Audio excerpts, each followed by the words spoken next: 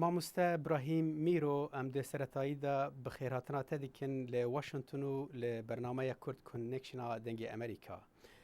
مامۆستا تو وەکو وەزیرێ دارایی دە حکوومەتە وەکتبێ قۆناغا گوهرتنێ ئانژی حکوومەتە ئەنتیقالیە ئۆپۆزیسیۆنە سووریدا. دکاری بە کورتی ئەو سەردانەخوا بۆ ئەمریکا بۆ مەڕوونی بکی ونج بۆ چه هاتنە و ئالی ئەمریکی چ دخوازێ و هەروەها هونج و ئان چ دخوازن. gelek spas ez kêf xweşim ez îro mêvanê we me yanî dengê Amerîka Kurdî taybetî cihekî wê gelekî yanî giring cem me heye wekû xortekîn li Kurdistana Sûriye li wir ez yanî wekû gencek dayê min guhdarî programê we dikir. Hatina me li vir hatinek resmî ye ji ber ez di komîteya ya herî bilind ya صندوقا آواکرنا سوریه یا کنها گلک پروژین حکومتا دمکی یعنی پکتینه و غیری ویجی ما گلک جواتنین باش به قصر سپیر هبون به وزارت درفه به USAID هناك think tank و هناك مؤسسات PR يعني جواتني قلقي مكثف بس باشكون بري مامۆستا براهیم ت هون وەکو وەزیرێ دارایی دوێ حکوومەتێدا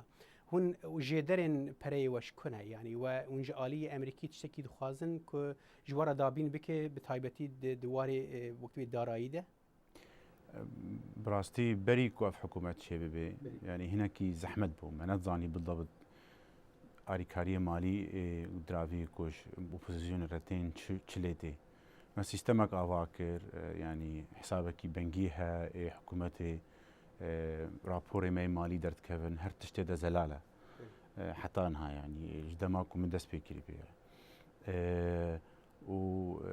دقالي هنا يعني وكو دكانيه برا يكوش مرتين يكجي برا مباشر هناك حوالي دولة الخليج مثلا قطر 5 مليون يورو دابوما فتني مخابن قابوما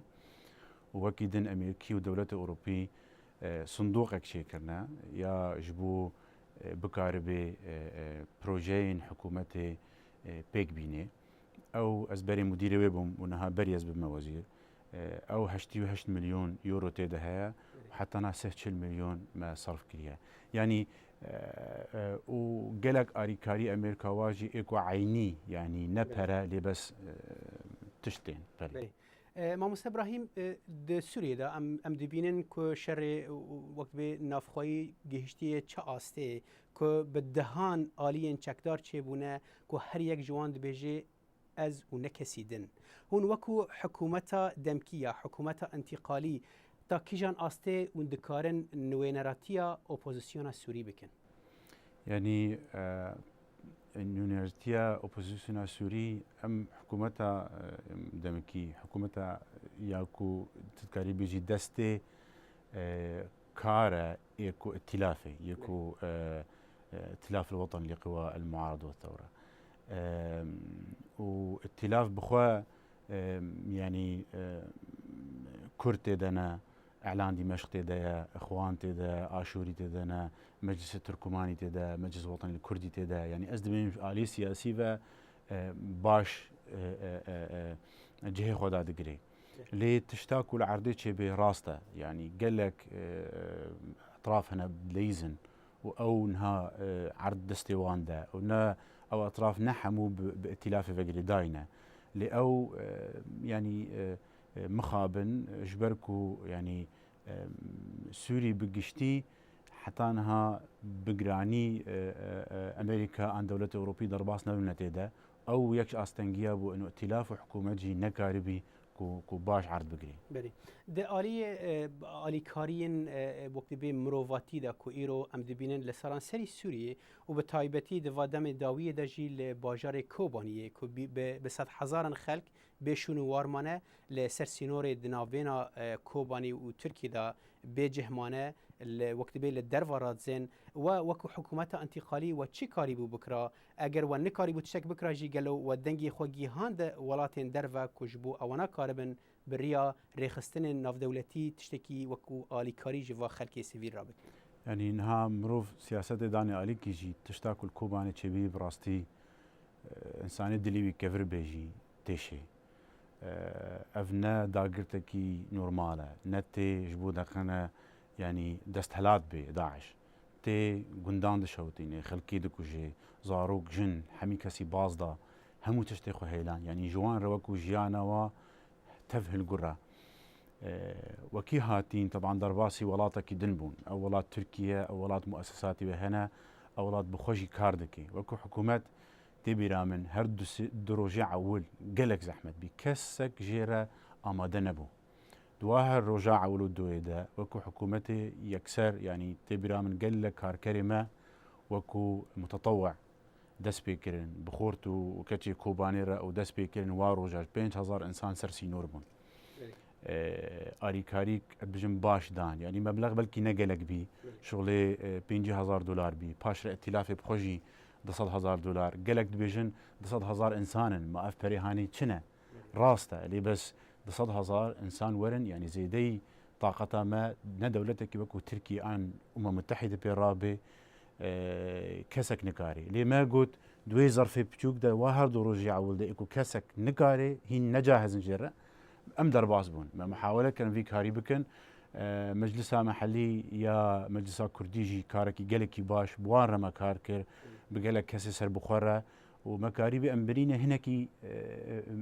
يعني إيشاوي كيم بقن ليه بس برين كورة حلقي دنجر لازمة إنه أف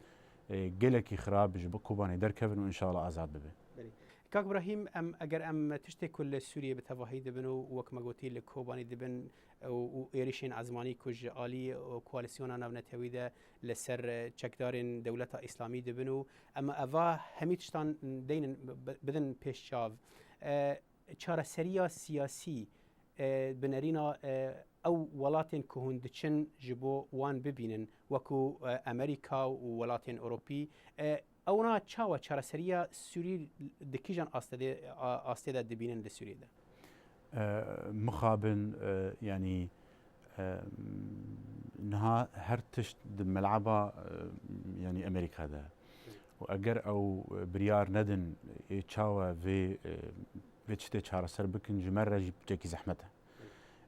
ما يعني وكو كاس ما باش وارقود انه دفي اف بروجراما ويا ترين ان ايكويب يا كدو خوازن 5000 لشكر تدريب دفي اف زوب يعني بيكوري عاد دويجي دفي بكاربن انه حكومتها دمكي او ببي دستي خدمي ايكو مختيكو باجارك وكو رقص طاندن تنكاري باجاري بهلي بي كهرباء بي اف بي خدمات دفي طرفك هبي بكار بكو فاك هرابيك بيني دما بيدا يعني بروجيكت زلال نينا ام نظانن يعني الوايت هاوس هين قهانا تشبر ياري ام دبيجن هناك حساباتي وهنا بلكي يعني نيوكلير يعني ملفا نووي بايران الرابوار او دوركي ليزي لي اس دبيجم قال لكي جرينجا هندري باجارك وداعش سيطرة سردكي انه سنة بخواه او شر داعش بكن نكرد تاني شر داعش بكن حتى تبكار بي سنة شر داعش بكن دفيت اريكاريا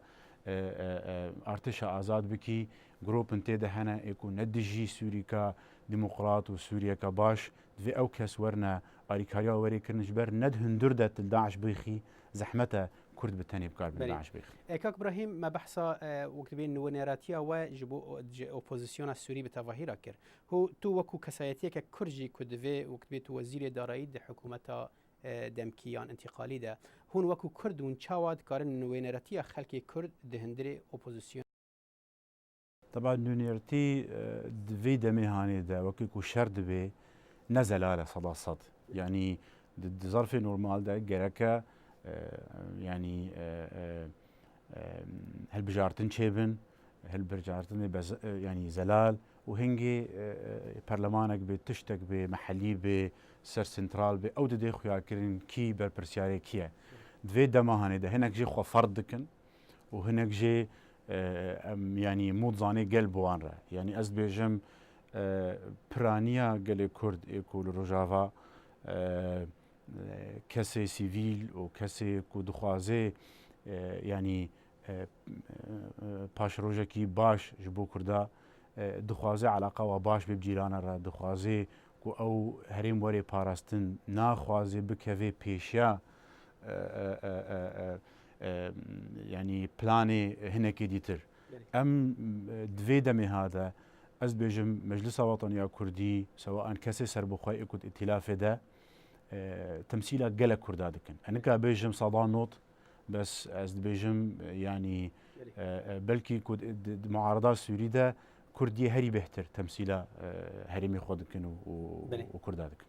کاک براهیم شەرێک کۆبانی vê dawiyê de ku gelekî wek dibê daçekên ragihandinê ronî dan ser wê wek dibê lîstikvanekî bingehîn têda nediyar bû ew jî rejîma Beşar Esed rejîma Sûriyê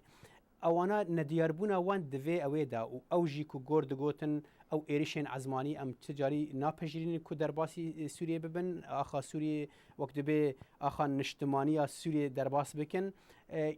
di kobanê de ewana nediyar bûn tu dibêjî sedema nediyarbûna wan lawazbûna rejîma Beşar Esed'a an jî wan planek heye divê derbarê de yani çi kesê ku hêviyê xwe bi rejîm vegirê dan ji destpêka vê şoreşê ve dixwast ser her du xetan bileyzê şaş derket hinekan digo em ê hêrêm herêmê xwe biparêzin ez dibêjim niha lê îstikvanekî gelekî xeter derketiya Daeş ne hema xirabiya ku bombe yê anîban serê bajarê me bike bajaran ji qurun ve radike yani bi tevahî xerab dike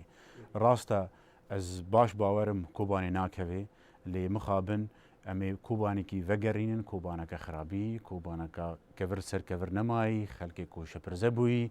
ji bo me wekû Kurd niha hêdî divê em hîç yanî hêviyê xwe çi kes mabê bi vê rejîmê vegirê nedê ev rejîm nika xwe biparêzê ê çawa xelkê din biparêzê ev rejîm 300,000 insan kuştiye ê çilû Kurdan bikujî yanî tê bîra min wekû Kurdek wextê piştî Sedam Hüseyin Helepçe yanî bomba baran kirî çi kesê ku Ereb jî ba destê xwe dixist destê Sedam Hüseyin de min ew nelet dikir wekû Kurdekî gencekî Kurd niha ku ev kesê ku bi hezara Sûriye Ereb û xelk kuştiye ê ku destê xwe bixê destevî Beşar el-Esed de ne insaniye û insanekî gelekî xirab berî Mamoste İbrahim Mîro Wezîrê Darayî di hikûmeta demkîya opozisyona Sûrî de em te gelek spas dikin ji bo hatina te li vê bernameya Kurd Connection'a dengê Amerîka gelek spas kek salih xêr û selamet